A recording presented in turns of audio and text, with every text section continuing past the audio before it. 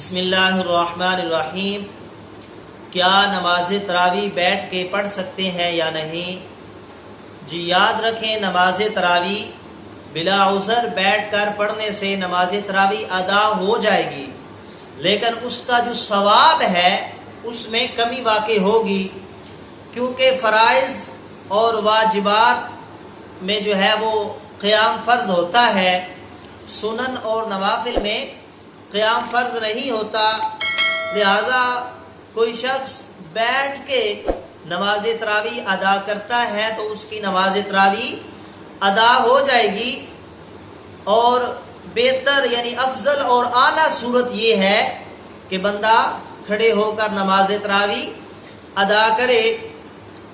آگے کوئی شخص یعنی پوری رات اس بندے نے گزار دی، رات کو اس نے جماعت کے ساتھ نماز تراویح نہ ادا کی، اور آگے اس نے ساری رات جو ہے وہ گزار دی، آگے سحری بھی اس نے کر لی، کیا وہ بندہ نماز تراویح کی قضا کر سکتا ہے یا نہیں؟ جی یاد رکھیں، نماز تراویح کی قضا نہیں ہوتی، قضا فرائض اور واجبات کی ہوتی ہے، سنن اور نوافل کی قضا نہیں ہوتی۔ نماز تراویح سنت مؤکدہ ہے، اس کی قضا نہیں ہوتی۔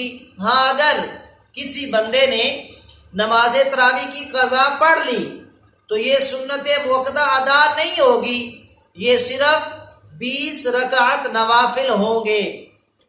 اور اگر کوئی بندہ جان بوجھ کر نماز تراویح کو چھوڑ دیتا ہے، نہیں پڑھتا، نہیں ادا کرتا، تو وہ بندہ رب ذوالجلال کی بارگاہ میں توبہ و استغفار کرے کہ رب تعالیٰ اس نے یہ جو نماز تراویح چھوڑی ہے، اللہ تعالیٰ اس کو معاف عطا فرمائے۔